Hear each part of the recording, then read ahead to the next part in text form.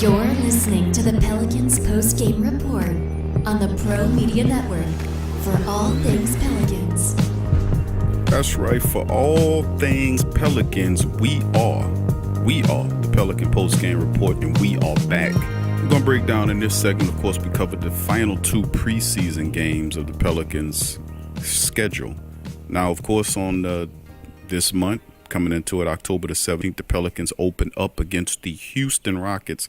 Arguably, I ain't gonna say arguably, they are the second best team in the Western Conference with some killer pieces. And of course, Chris Paul was added last year along with James. Previous couple of years, they brought James Harden in. He was a team, gave him a big $200 million contract, something like that.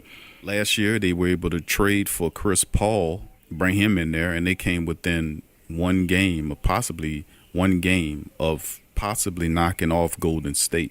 It went to 7. Chris Paul got injured, of course, and the rest is history. Well, this offseason, they added Carmelo Anthony to come in, and he's been looking wonderful, in the preseason for the Rockets. It's going to be a very tough contest for the Pelicans to pull out, by the way, but because this team has champ thoughts. Every year they've added a Hall of Fame piece, and Harden's going to be Hall of Fame. We know Chris Paul is Hall of Fame. And, of course, Carmelo Anthony, when it's all said and done, he might not have any rings, but he's going to have an opportunity to be in the Hall of Fame, no doubt about it. You can't take that away from him. But getting back to the Pelicans, we're not going to preview the Houston game in this one. That'll be a different show when we break down the Pelicans' first regular season matchup with the Houston Rockets, so be looking out for that one. But let's get into some Pelican news and notes for this show. Of course, the Pelicans completed the 2018-2019 preseason 0-5. That's not a good feeling by any stretch of the imagination. I know how you feel, Pelican fandom. Keep your heads held up high because I've seen a lot of positive stuff, a lot of negative, but a lot of positive going into the season. So let's get into some of these Pelican news and notes to break down. Of course, the Pelicans, to get their roster down to where they needed to be, they ultimately had to make some cuts. Now, they did cut a few people you probably heard of, some you didn't. Darius Morris, the point guard, young point guard that's been there. They released him as well. They released Brandon McCoy, the big center from Texas. Now, McCoy was an interesting prospect. I really liked McCoy. 7 foot, he can move pretty good, and I'm always a fan to have a 7-footer off the bench. A young 7-footer that can play for you. Maybe you could even put him in the 4 when you need him. He could play a little 5 to kind of give AD some rest, and even have packages if you need it to kind of, when Julius Randle comes off the floor, you can move Anthony Davis to 4, bring in 5, bring in a guy who could play the 5 and let AD kind of play that 4 position, to kind of make it light on him. Now, that's the only of the cuts I'm kind of upset. They did also release Garland Green, the brother of Gerald Green. Trayvon Blewett, of course, did make the team. We're going to go over the 2018 squad person by person. Jared Jack didn't make the cut. Now, this was, I ain't going to say surprising, but I anticipated Jared Jack to possibly make the team. You know what I'm saying? Because the team was looking to have a veteran point guard, not a guy that can play the point guard who's really an off guard like Ian Clark or Etwine Moore, but a guy that specializes in the point guard position, a veteran that has seen it all. I thought Jared Jack would have made the team. That's just my thoughts on it. I thought he would have made a team. He'd be a pretty good piece to come off the bench to score for you. He plays some good defense. He can move, circulate the ball. He can hit a wide open 3-point shot like it's nothing. The guy is a pretty decent veteran point guard. But to cut him, that's really, really interesting because that must mean that they've seen enough of Frank Jackson and say, well, he's healthy and we're going to just put our faith in Frank Jackson. So both Darius Morris, Jared Jack cut, and, of course, Garland Green, the brother of Gerald Green, didn't show enough for the Pelicans to keep him on. Actually, I thought he did a lot better job, Garland Green did, than Kenrick Williams. But, hey, that's what they decided to do with it. And, of course, I would have liked to keep Brandon McCoy, perhaps get rid of Alexis Jinka, which you're holding on for him for, but I possibly trading him. But Brandon McCoy, hopefully they bring him back or keep him to kind of put him, stash him somewhere on the it's just, the Pelicans could use another big like that. But anyway, let's get into the Pelicans 2018 squad. Of course, the Pels 2018-2019 squad is going to look like this. Of course, the Pelicans point guard started off as Elfrid Payton. We know about that. Of course, when they signed Elfrid Payton, they were signing him to be a backup because they anticipated re-signing Rajon Rondo, who ultimately balked to go to the Lakers to play with LeBron James. Fair enough. But Elfrid Payton ended up being the guy that ultimately wound up replacing Rondo. And it's weird because Elfrid Payton has always, since he was in college, was compared to Rajon Rondo. Since this guy came out of college, he's always been compared to Rajon Rondo. That's been who they've stuck to, and it's kind of strange that the Pelicans replaced him with a guy who's always been compared to Rondo. So he is at the 1. 2 is, of course, Drew Holiday. Drew Holiday looked really good in the preseason at times. He continues to kind of struggle on his 3-point shot, needs to get better there. His defense is great as ever. He'll be at the 2 position. And if he needs to keep that all-star level, he played after the All-Star game, right around that time coming into the playoffs, he played on a whole nother level. He ascended his game from regular Drew Holiday, who's good, to all-pro or all-star level Drew Holiday. If he had played like that during the first half of the season, he most certainly would have made the All-Star game. But this time around, we're looking at him. He could have that all-star season like he did when he played for Philadelphia. I think last year was his best season. It was half the season ever. But if he can maintain that level of play, the Pelicans are going to be difficult for anybody to deal with. At the 3 position is still a question, is enigma. Like I told you from previous shows, if you have any doubts, I would say follow the money. Solomon Hill, they were giving him more minutes the last couple of games. He looked like crap. The money, the man makes $12 million a season. You won't sit a guy who at the wing position making $12 million. You won't put him on the bench for Troy Williams, who's making $2 million or something like that. It's just not going to happen. They got to justify the money. Solomon Hill is going to get the call at the 3 position, so don't be surprised when you see him out there against the Rockets. Solomon Hill will be your 3 once again until they trade him.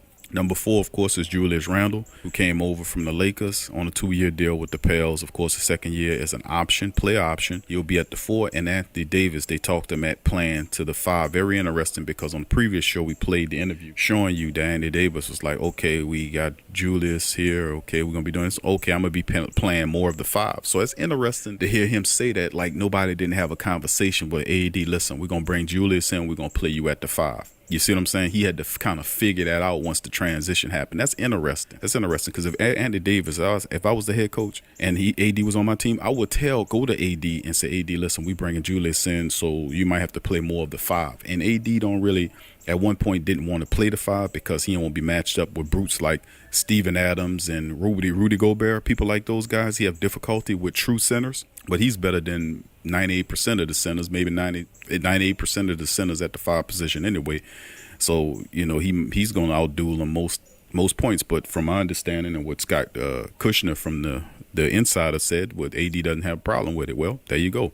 Now, off the bench, this would be interesting. And when that's the top 5 starters, of course, off the bench, you can pick it. Frank Jackson, obviously, with Jared Jack out of here, he'll be the first point guard off the bench. Off guard, to me, I would say E'Twaun Moore would be the first off guard, or 2 off the bench. He'll go right back to his normal position after playing last year at the 3, the wing position, which to me, he wanted that 3 guard look, but E'Twaun goes back to his natural position, which I'm so happy for. Of course, the 3 off the bench, I say Troy Williams or Darius Miller.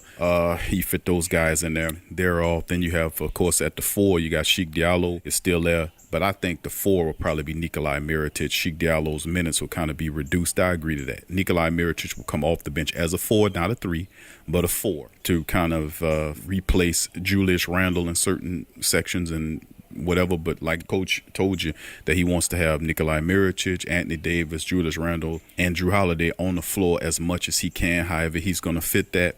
So some rotations you'll see Nikolai come off and play the 3, which I really would love that. But a lot of those bench guys are going to have to step up and cover that 3 position if that happens. Now, Sheik Diallo is there. You have Darius Miller, who will be coming off the bench. You also have Ian Clark there as a part of the team. He'll be providing depth. Then there's also Kenrich Williams, who made the team. I was surprised by that because I thought Garland Green would have beat him out. But Kenrich Williams is on the team, and I would say probably because of his defense and his size. We talked about Troy Williams and his athletic ability. Jahlil Okafor make the team, even though he has another week or so before his injury to come back from his injuries with his sprained ankle. Then, of course, Alexis Jenko, who hasn't played a full NBA season, and then he's coming into another season. He had to have multiple surgeries. He's still not ready to go. I don't know when Alexis Jenko is going to be ready, and I still don't understand what his role is going to be with this team. So I don't know. So there you go. We're going to run them down in order before we get out of here. Alexis Jenko, Trayvon Blewett, Ian Clark, Anthony Davis, Sheik Diallo, Solomon Hill, Drew Holiday, Frank Jackson, Darius Miller, Nikolai Mirotic, E'Twaun Moore, Jahlil Okafor, Elfrid Payton, Julius Randle, Kenrich Williams, and Troy Williams. This is your 2018-2019 New Orleans Pelicans squad getting ready to open the season. Now, did they solve the wing position? You tell me. Did they solve the wing position? I keep telling y'all the same old things. 2018, the wing position was a serious thing. It was two key issues the Pelicans were looking at fixing. The backup point guard position behind Elfrid Payton, who's going to be the guy come off the bench to keep the pace of play. And, of course, the wing position for the Pelicans, who they haven't solved since Trevor Ariza was here. And that was some time ago. Now we have Solomon Hill, who makes $12 million a year. That's my bet.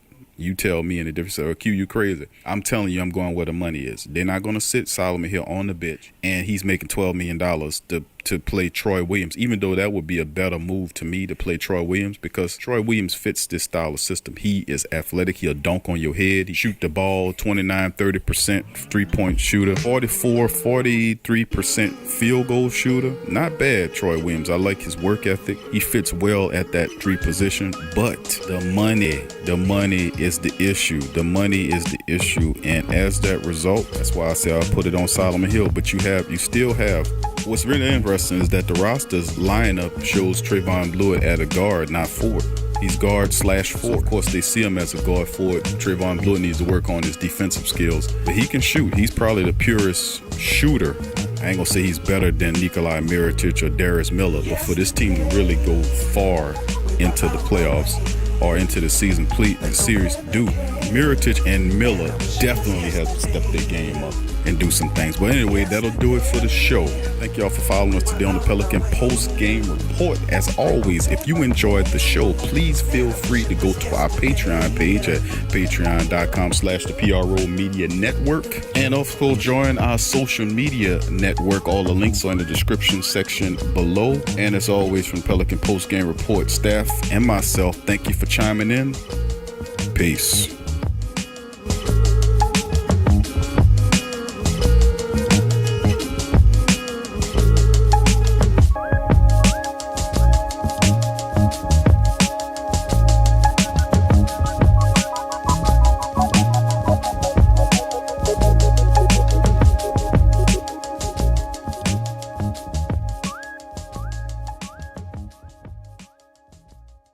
Forget ESPN or Fox. Get straight sports talk from the Sports Coma with Big Q and the guys. What's up, sports world? It's Big Q talking at you from the PRO Media Network, letting you know that we're attempting to make things a lot simpler on our listeners and viewers of our mini podcast. So as a result, we're leasing down a lot of our shows to have their own channels for your convenience. Starting soon, shows like Ring King Boxing, LSU's Tough Tiger Talk, the Pelican Post Game Report will all have their own individual YouTube channels. So thank you for working with us during this process. Thank you for subscribing. Thank you for sharing. Thank you for commenting. Thank you for everything. Thank you for your donations and support for our platform as we continue to improve moving forward. Peace.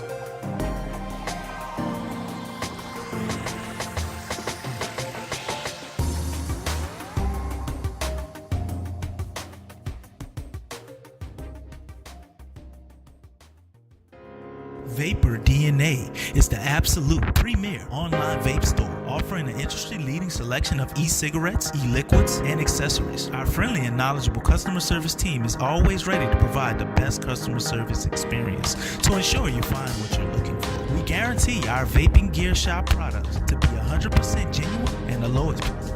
We are so confident in our selection and our customer service. We will offer our customers a 45-day refund policy. That's right, a 45-day refund policy. We are proud of this offer for three simple reasons: quality, selection, and price. And that is the reason you should choose Vapor DNA for all your vaping needs. That's www.vapordna.com. Again, that's www.vapordna.com. What's up, sports world? This Big Q from the Sports Coma with Big Q and the guys. Talking to you about the website, theposhlifestyle.com. That's right, poshlifestyle.com.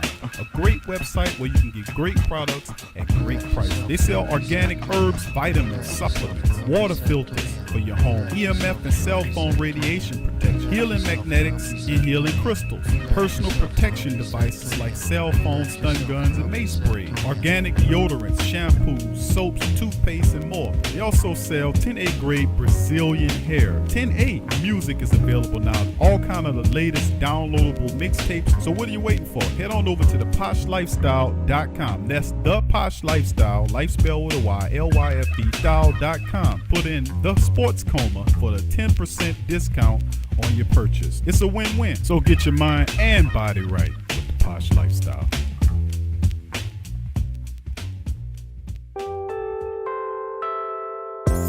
In today's world, children are bombarded with negativity on television, online, and at school. Our kids need to have a positive outlook on life and the world around them. I want to share with you a valuable resource you can use to bring positivity into your child's life. It's the new book, 101 Powerful Children Affirmations, a guide to positive child self-image, from author and dad, G.J. Barabino. This is a simple guide loaded with wonderful and inspirational affirmations designed to uplift young people's spirits. This positive and powerful children affirmational is chock full and loaded with wonderful inspirational sayings that will lift your child's self-image to whole new levels through the awesome power of spoken word. 101 Powerful Children Affirmations, a guide to positive child self-image, from author and dad, G.J. Barabino. Available on Amazon. Order a copy for yourself, your child's teachers, or anyone you know